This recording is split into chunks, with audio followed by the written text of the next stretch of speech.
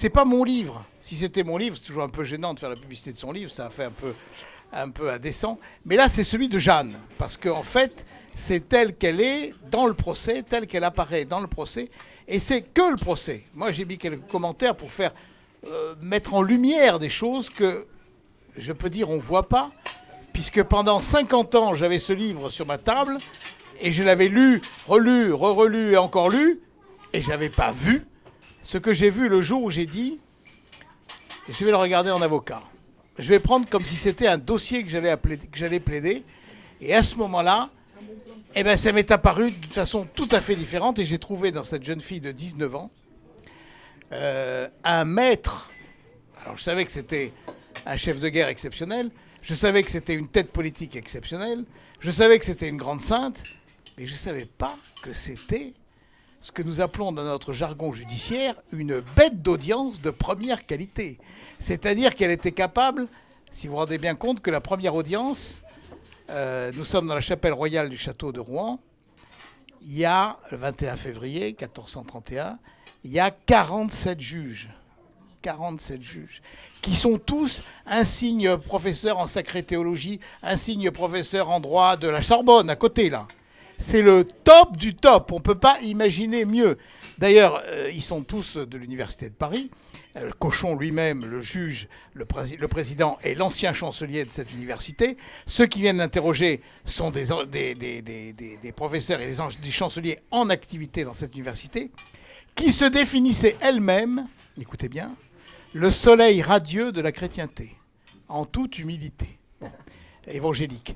Et alors, elle était tellement sûre de son pouvoir que, d'abord, elle avait été questionnée, parce qu'à l'époque, je ne sais pas si vous en souvenez, peut-être vous en souvenez pas, mais à l'époque, il fut un temps, c'est l'époque qu'on appelle du grand schisme, où on a eu 2 papes en même temps. Aujourd'hui aussi, on a 2 papes, mais ils sont en accord, quoi. Il y en a un qui est plus en fonction.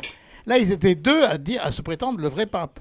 Et ils ont consulté, alors on a consulté l'Université de Paris, qui était la grande autorité. Et après avoir consulté l'Université de Paris, eh ben on a eu 3 papes.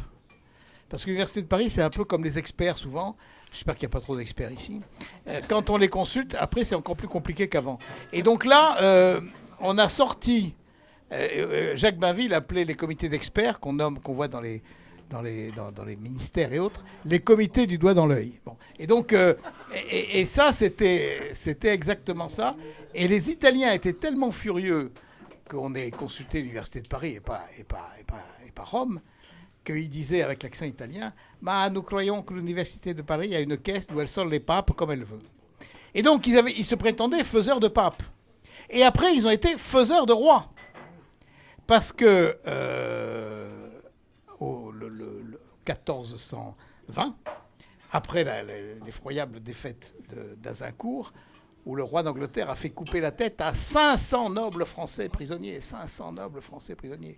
Catine avant la lettre. Bon, il n'y a pas que le djihad qui coupe la tête. Bon. Et donc, pour organiser comme ça l'invasion tranquille de la France. 1420, Charles VI, fou. Et sa femme, dont on disait qu'elle était la plus grande putain de la chrétienté, ça devait bien avoir une petite... il n'y a pas de fumée sans feu, mais il devait y avoir un petit peu de feu quand même. Bon. Et vendent le royaume de France au roi d'Angleterre en déshéritant Charles VII au motif qu'il aurait été parricide. N'importe quel paysan le plus simple aurait dit, mais le type, le propriétaire fou, avec sa femme vénale, qui vend sa terre et son champ en déshéritant son fils, l'acte est nul. C'est évident. Un acte passé par un fou est nul. Bon. Eh bien, l'Université de Paris, composée de ce qu'il y avait de mieux dans la chrétienté, dit non seulement c'est pas nul, mais c'est génial. Et donc, pourquoi ? Parce qu'on n'aura plus l'encombrant royaume de France. On n'aura plus que l'immense royaume de France et d'Angleterre, avec les alliés bourguignons, les alliés de Flandre et tout. On aura quoi ? L'Union européenne. On aura l'Union européenne avec la suppression de cette espèce d'empêcheur de tourner en rond au long des siècles qui s'appelle le Royaume de France. Donc ils avaient installé ça. Et tout marchait, selon eux, très bien. Jusqu'au moment où il fallait prendre Orléans. Il ne restait plus qu'Orléans, comme dit la chanson. Il ne restait plus à la France qu'Orléans et Dieu. Bon. Et à ce moment-là, l'ambassadeur de Venise en France, Morosini écrit à la Sérénissime République à Venise, « Si Orléans tombe, le roi de France pourra aller chercher son pain à l'hôpital. » Donc, et quand Jeanne intervient, il reste 2 écus dans le trésor du royaume de France. 2 écus. Elle arrive, elle a 17 ans. Je vous passe les détails parce que sinon c'est trop long. Et puis alors vous n'aurez pas le temps de manger, il faut manger sinon ça va être froid. Et elle retourne Charles VII, elle convainc Charles VII. Vous savez que Charles VII était tellement désespéré que un soir, dans son château de Loches, 4 ou 5 mois auparavant, il s'était levé la nuit, il était allé pleurer et prier dans la chapelle en disant « Seigneur, si je ne suis pas le fils de mon père, parce que peut-être tous ces échecs, toutes ces défaites s'expliquent parce qu'en fait, je ne suis pas le fils de mon père et vu l'inconduite de sa mère, ce n'était pas impossible. Alors si c'est pour ça que je perds tout le temps, eh bien, envoyez-moi un signe et on arrête tout. Parce que je ne vais pas continuer à faire tuer les gens pour rien. Bon, et je me retirerai en Aragon ou en Écosse, ce sont mes alliés, et puis c'est tout. » Et quand Jeanne arrive à Chinon, et qu'elle va voir le roi, qui est caché dans la foule, parce qu'elle a mis un autre à la place pour voir si elle ne se trompait pas. Elle a dit non, mais c'est pas celui-là. Et elle traverse la foule des chevaliers, ils étaient 300, et elle va devant Charles VII. Et Charles VII, on a les tableaux du temps, le tableau de Fouquet. Si vous regardez bien ce tableau, vous verrez, il a les paupières qui tombent, les joues qui tombent, tout tombe. Et il a les genoux cagneux. Et je pense que Jeanne, c'est moi qui pense, c'est pas Jeanne qui le dit, hein, elle est arrivée là, elle a mis un genou en terre et elle essaie de se dire, il va falloir faire avec ça. Hein. Bon. Mais elle était faite pour le porter sur le trône. Et elle lui dit, elle l'emmène dans le fond de la salle, dans la petite chapelle du château de Chinon, et là, face à face, elle le tutoie pour la première et dernière fois de sa vie, et elle lui dit, je suis venu te dire de par Dieu, je connais ta prière secrète, et je suis venu te dire de par Dieu que tu es héritier légitime du royaume de France et que tu seras sacré à Reims. Il sort, et tout le monde est stupéfait, il est tout remonté de partout. Il est transformé, et après quelques examens, c'est assez bon.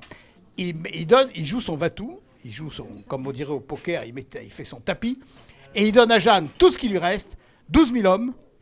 12 000 hommes. Et après avoir levé en un mois une sorte pas d'impôt, de contribution volontaire un peu partout dans toutes les villes de France, toutes les villes qui étaient restées fidèles, qui étaient celles du Sud, 12 000 écus.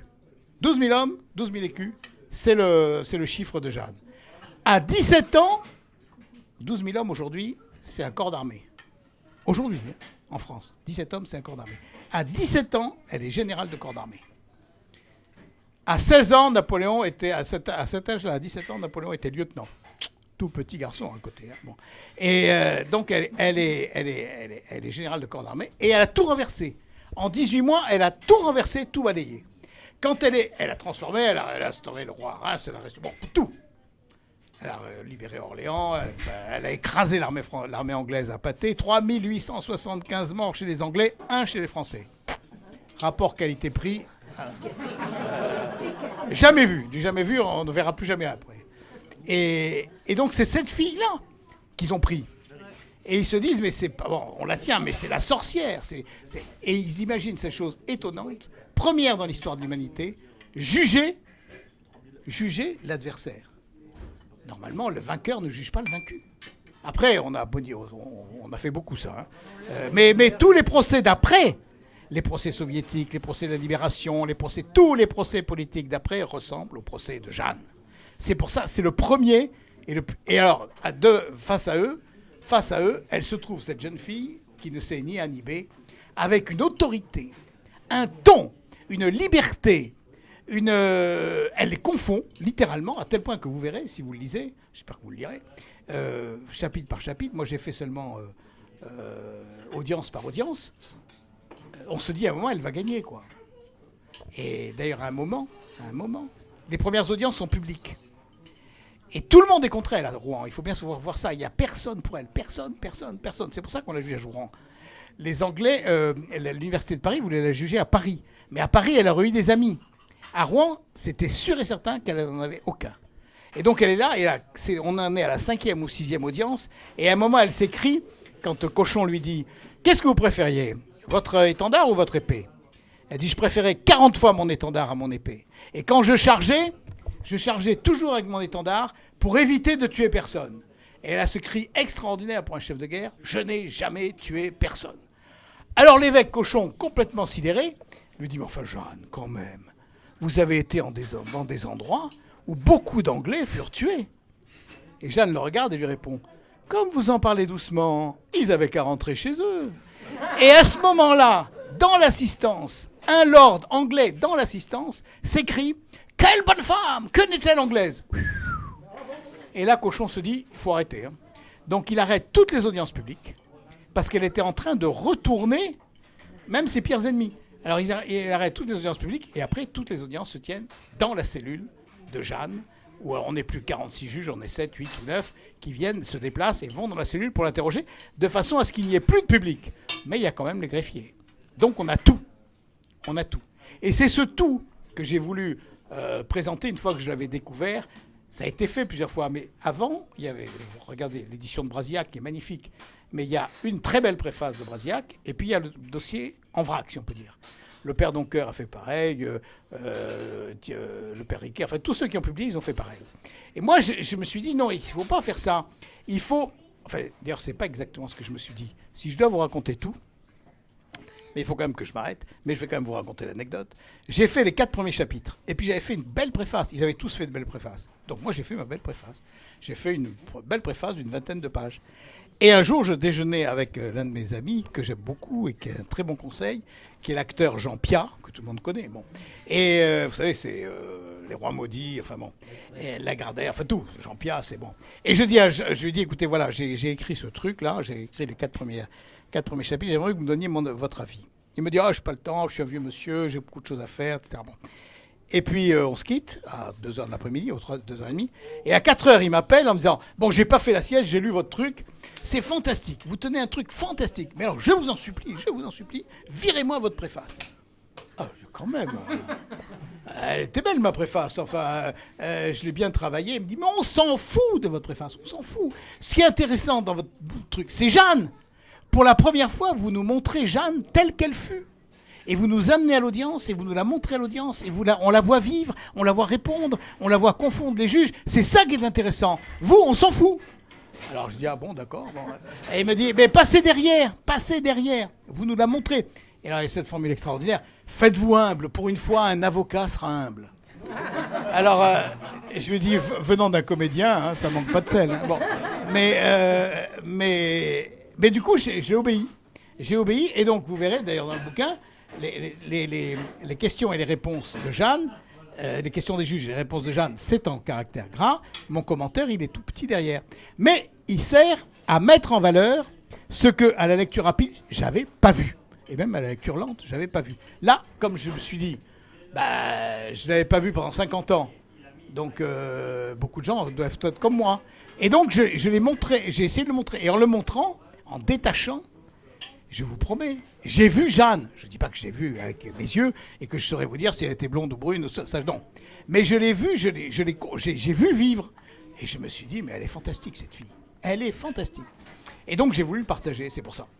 Et alors, elle porte en elle, malgré la fin tragique, et au travers de la fin tragique, elle porte en elle une fantastique leçon d'espérance. Parce que, d'abord, on voit très bien que les juges, maintenant on le voit, nous, avec le recul, ils ont voulu faire un beau procès. Ils avaient 4 greffiers, 2 en latin, 2 en français.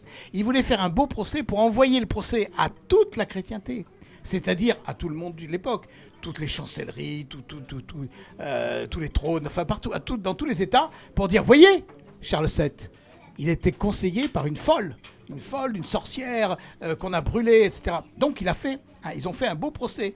Et ils ne se sont pas rendus compte qu'au fur et à mesure qu'ils faisaient ce beau procès, ils faisaient le procès de canonisation de Jeanne.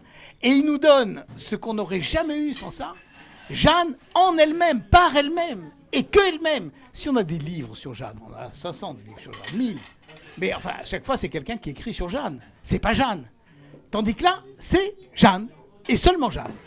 Et alors là, vous tombez à genoux. Hein. Et vous vous dites... Vous dites quoi? Vous dites d'abord une leçon extraordinaire. C'est que le ciel s'intéresse au royaume de France.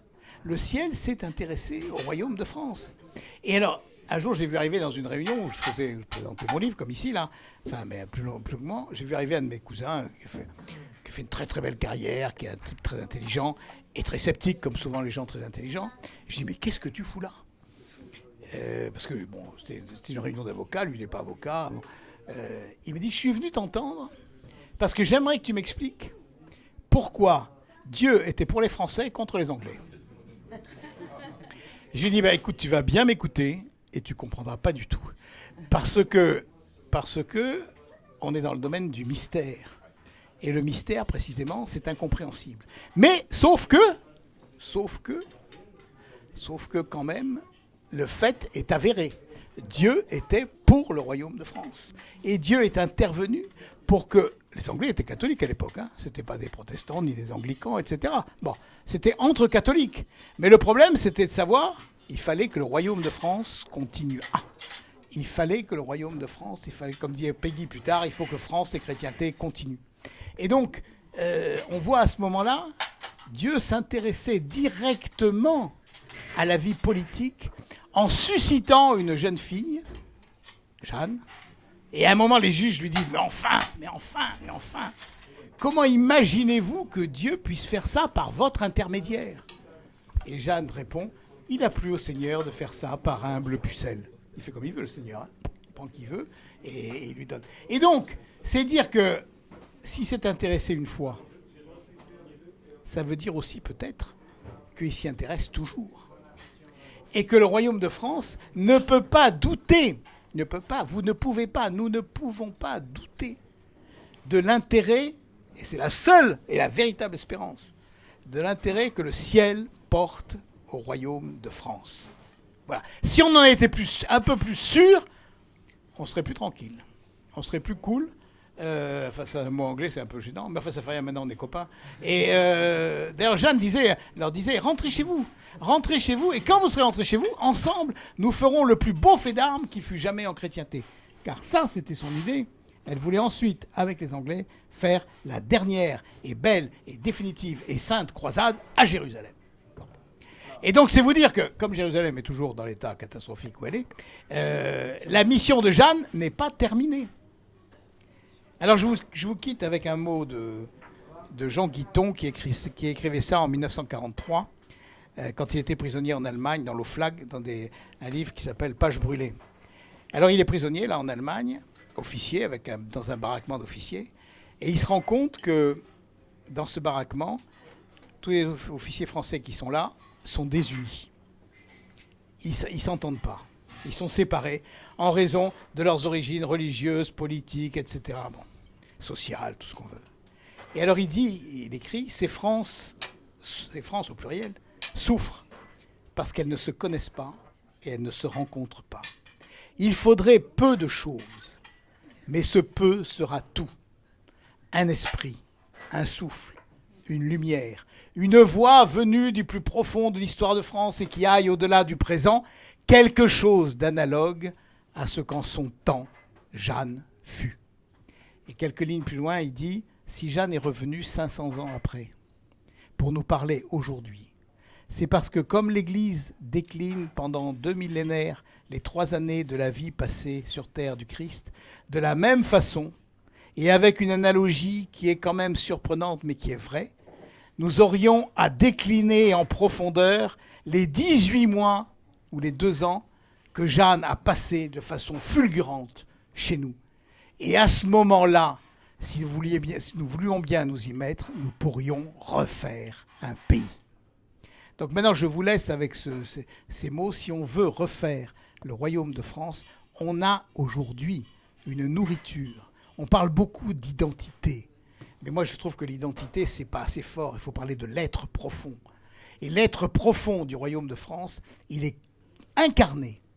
Il n'est pas incarné dans n'importe qui. Il est incarné dans un être qui supporte tout le monde et qui est une jeune fille de 19 ans qui s'appelle Jeanne d'Arc. On a dit souvent de la France qu'elle était une nation femme. Je dis qu'il faut aller plus loin, il faut dire que c'est une nation jeune fille. Et c'est une nation jeune fille qui gagne tout, qui emporte tout, qui est à la fois une sainte dans l'ordre militaire, c'est rarissime, Sainte dans l'ordre politique, c'est encore plus rarissime.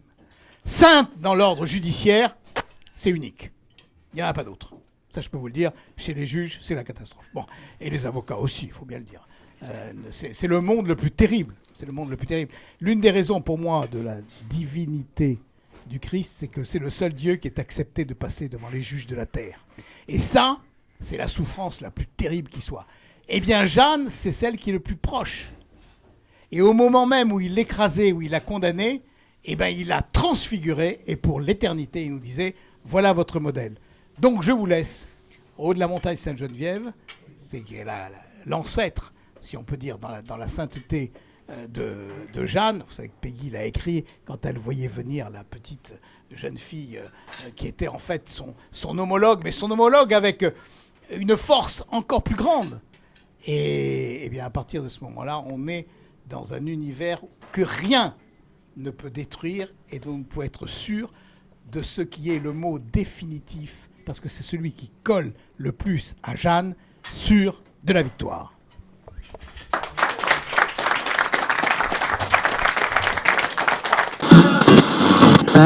Free socks.